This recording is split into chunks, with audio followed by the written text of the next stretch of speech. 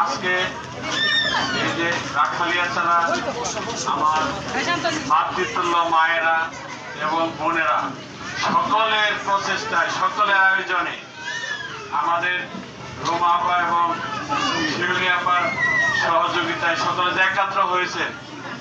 এই অনুষ্ঠানের সম্মানিত অতিথিবৃন্দ উপস্থিত আছেন আপনাদের এলাকার কৃতি সন্তান মোসাক ইউনিয়ন বিএনপির সম্মানিত সিনিয়র যুগ্ম আহ্বায়ক নজরুল ইসলাম ভাই, উপস্থিত আছেন আপনাদের ভোটে নির্বাচিত ৬ নং ওয়ার্ডের মেম্বার ফখরুল ইসলাম মজুমদার, উপস্থিত আছেন সাংবাদিক সোহেল ভাই, সঞ্চালনা যে করতেছেন আমাদের সবুজ, উপস্থিত আছেন সজীব, আমাদের রুমা আপা, শিউলি আপা, লেহাজ কাকা, কামরুল কাকা সহ অনেক মুরব্বিয়ান এবং সামনে যে আমাদের মাতৃতুল্য মায়েরা বোনেরা সকলের প্রতি প্রথমে আমি সালাম জানাচ্ছি, আসসালামু আলাইকুম।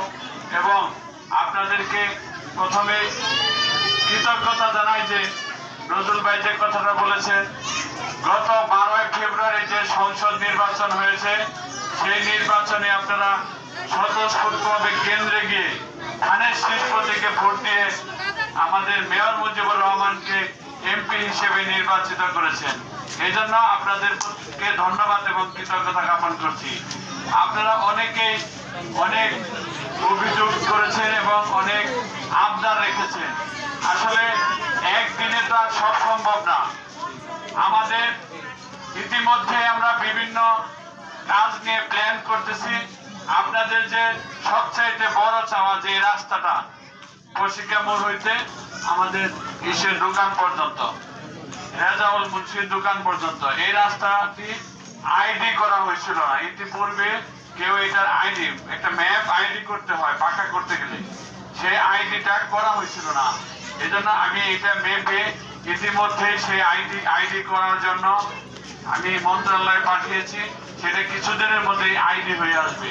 আইডি হয়ে আসার পরে আপনারা যে ভোট দিয়ে নির্বাচিত করেছেন আমাদের এমপি মুজিবুর রহমানকে, সেই মুজিবুর রহমানের সহযোগিতা ইনশাল্লাহ এটা অল্প কিছুদিনের মধ্যে আমরা পাকা করে দেব।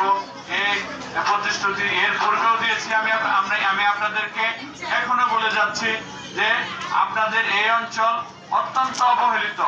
ইতিপূর্বে অনেক মানুষ আপনাদের কাছে এসেছে, অনেক প্রলোভন দেখিয়েছে, অনেক ফুলঝুরি ছড়িয়েছে, কিন্তু আসলে কাজের কাজ কেউ করে নাই। আমি চেষ্টা করবো ইনশাল্লাহ অল্প কিছুদিনের মধ্যে আপনাদের এই রাস্তা এবং ড্রেনেজের কিছু সমস্যা আছে যেটা কেউ অনেকে বলেন নাই, কিন্তু আমি দেখেছি যে এই এলাকায় ড্রেনেজ ব্যবস্থাটা খুবই খারাপ।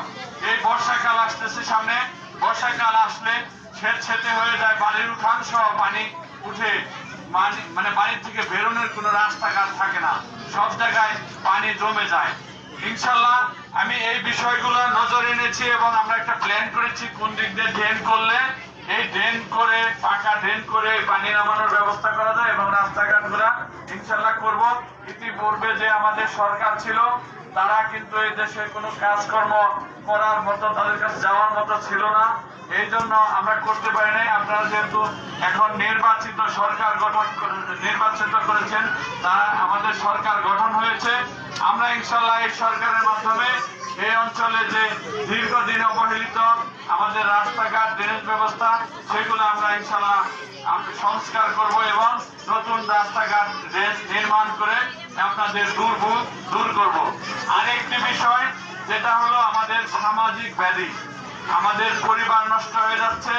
আমাদের মানে সবচেয়ে বড় সম্পদ একটা পরিবারের, একটা মায়ের, একটা বাবার যদি 10 বিঘা সম্পদ থাকে, তার যদি একটা সন্তান না থাকে তাহলে কিন্তু তার আফসোস থাকে, তাই না? তাহলে 10 বিঘা সম্পদের চাইতে কিন্তু সন্তানের মূল্য অনেক বেশি। কিন্তু সেই সন্তানকে আমরা দেখভাল করে বা যত্ন করে যে রাখবো সেই পরিবেশটা আমাদেরই গঠন করতে হবে। আমাদের এই অঞ্চলে বলছেন যে মাদক বেচাকিনি করে, তারা কি অন্য অঞ্চল থেকে আসছে? তাদের বাড়ি কি টাঙ্গাইল বা তাদের বাড়ি কি চৌরাস্তা? তারা তো এখানে বসবাস করে নাকি? আপনাদের সমাজে থাকে, আপনারা তাদের চাইতে কি কম সংখ্যায় করে তাদের সংখ্যা কি আপনাদের চাইতে বেশি? কম। আপনারা কিন্তু তাদের চাইতে অনেক সংখ্যায় বেশি। কেউ মুখ খুলে বলেন না যে তুমি এই অপকর্মটা করো কেন, এই খারাপ কাজটা কেন করো। আমরা যদি সকলে মিলে সোচ্চার হয়ে, আমরা দেখেছি কিছুদিন আগে, 2 বছর আগে যখন এই মানুষ আমরা জনগণ নিয়ে রাস্তায় নেমেছিলাম, তখন কিন্তু এই দেশে যে অপশক্তি ভর করেছিল সেই শক্তিও কিন্তু দূর হয়ে গেছিল, হয়েছিল না? তাহলে আমরা এই রাখালিয়া চালাতে যারা মাদক বিক্রি করে বা মাদকের ব্যবসা করে খায়, তাদেরকে আমরা আমাদের চাইতে শক্তিশালী মনে করি? আপনারা তাদের চাইতে অনেক শক্তিশালী, সংখ্যায় তাদের চাইতে আপনারা অনেক বেশি। অতএব আপনারা যদি সকলে মিলে ঐক্যবদ্ধভাবে শক্তি প্রদর্শন করেন, আপনারা যদি প্রতিরোধ করে তোলেন, তাহলে আমরা যদি আপনাদের পাশে থাকি, তাহলে আপনারা তাদেরকে বিতাড়িত করতে পারবেন না এখান থেকে। দূর হয় নাই কিন্তু। আমরা যদি প্রশাসনিক ভাবে আপনাদের পাশে দাঁড়াই, আপনারা সেই অল্প কয়েকজন খারাপ কুশক্তি মহলকে আমরা এই এলাকা থেকে বিতাড়িত করতে পারবো না।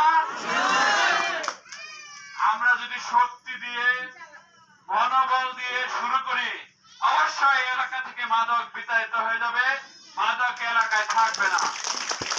এবং আমরা প্রতিটি পরিবার থেকে আজকে থেকে সচেতন হব। আমার সন্তানকে দেখে রাখার দায়িত্ব আমার।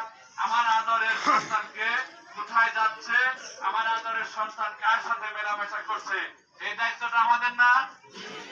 তাহলে আমাদের সন্তানদেরকে আমরা দেখে রাখবো, স্কুলে ঠিক মতো যাচ্ছে কিনা, খেলাধুলার মাঠে যাচ্ছে কিনা, নাকি অন্য কোন চক্রের সাথে, খারাপ সঙ্গের সাথে মেলামেশা করতেছে।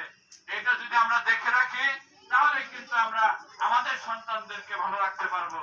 কারণ একটি সন্তান একটি পরিবারকে ধ্বংস করার জন্য, একটি পরিবারকে পাগল বানানোর জন্য কিন্তু একটি মাদকাসক্ত সন্তানই যথেষ্ট।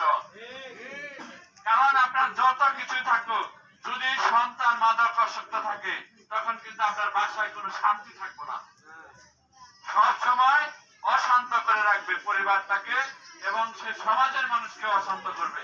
এজন্য আমরা সকালেই এটার প্রতিরোধ করব এবং নিজেদের পরিবারকে, নিজেদের সন্তানদেরকে আমরা দেখে রাখবো, তারা যেন মাদকে জড়িয়ে না পড়ে, মাদকের সাথে না মিশে, এবং সকলে মিলে প্রতিরোধ করব সামাজিক ভাবে, পারিবারিক ভাবে, অঞ্চল ভিত্তিক। আমাদের দাবি একটাই, এবং আমাদের শপথ গ্রহণ করতে হবে যে রাখালিয়া চালাতে কেউ মাদক বিক্রি করতে পারবে না এবং কেউ মাদক সেবন করতে পারবে না। তাহলে আপনাদের কি করণীয়? আপনারা সকলে মিলে যে লোকটা মাদক বিক্রি করে তাকে প্রথমে বলবেন, বুঝাবেন।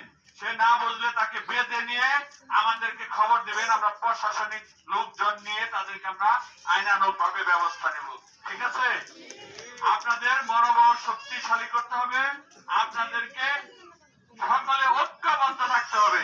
যেমন নজরুল ভাই বলেছে, আপনারা ইতিপূর্বে ঐক্যবদ্ধ থাকেন, আজকে এখানে উপস্থিত হয়েছেন, সেই উপস্থিতি দেখেও বোঝা যায় কিন্তু যে আপনাদেরকে কেউ টাকা দিয়ে আনে নাই, কেউ খাওয়ার প্রলোভন দিয়ে আনে নাই, কেউ কিন্তু কোনো কিছু দেবে বলে এনেছে।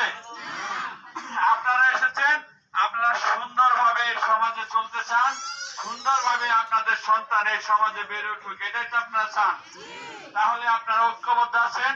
আপনারা যদি ঐক্যবদ্ধ থাকেন, আমরা আপনাদের পাশে আছি ইনশাল্লাহ। আপনারা যাকে এই এলাকায় এমপি হিসেবে নির্বাচিত করেছেন, তিনিও প্রতিশ্রুতি দিয়েছেন যে কোন এলাকায় কোন মাদক যেন বিস্তার না করতে পারে, মাদককে আমরা নির্মূল করব প্রশাসন নিয়ে এবং সামাজিক ভাবে প্রতিরোধ গড়ে তুলব ইনশাল্লাহ।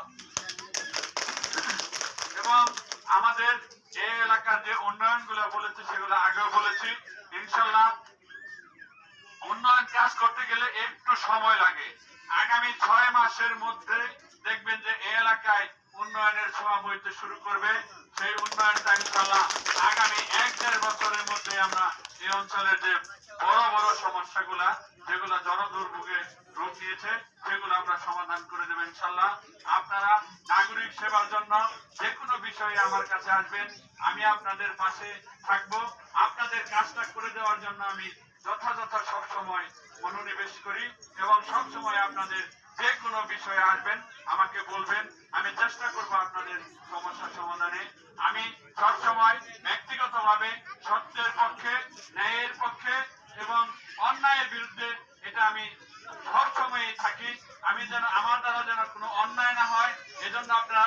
দোয়া চাই, আমি যেন ন্যায়ের পক্ষে, নিষ্ঠার পক্ষে, ন্যায় উন্নয়নের সাথে আপনাদের পক্ষে থাকতে পারি এই আশাবাদ ব্যক্ত করে, এবং আজকে আমাকে এখানে এনে আপনারা যে আপনাদের কথা বলেছেন, এরকম আপনারা ডাকলে যে কোনো সময় ডাকবেন, আমি আসবো। আপনারাও পরিসর যেহেতু কাছে, যে কোনো বিষয় নিয়ে আমার কাছে আসবেন, আমি চেষ্টা করব আপনাদের কাজ করে দেওয়ার জন্য। আজকে এই যে দীর্ঘক্ষণ গরমের মধ্যে বাচ্চা কাচ্চা নিয়ে এখানে কষ্ট করলেন, এজন্য আমি আপনাদের কাছে ক্ষমা চাই যে আপনারা দীর্ঘক্ষণ সময় দিয়েছেন। আমি এখানে যে ওই আপারা বা তবারকের ব্যবস্থা করছি, সবাই তবারক নিয়ে যাবেন এবং আপনারা ঐক্যবদ্ধ থাকবেন। সর্বশেষ কথা, আপনারা ঐক্যবদ্ধ থাকলেই আপনারা যে কোনো কিছু সফল হবেন এবং আপনাদের এলাকার উন্নয়ন ত্বরান্বিত হবে। আপনাদের এলাকার রাস্তাঘাট গুলো সরু আছে, সেগুলো প্রশস্ত করতে হবে, সেগুলো আমরা আপনাদেরকে নিয়ে পাশে নিয়ে আপনারা যদি সহযোগিতা করেন, আমরা ইনশাল্লাহ আপনাদের পাশে থেকে উন্নয়ন, মাদক এবং সব বিষয়ে আপনাদের পাশে থাকবো এই প্রতিশ্রুতি দিয়ে আমি আমার কথা শেষ করছি। সকলকে ধন্যবাদ। আসসালামু আলাইকুম।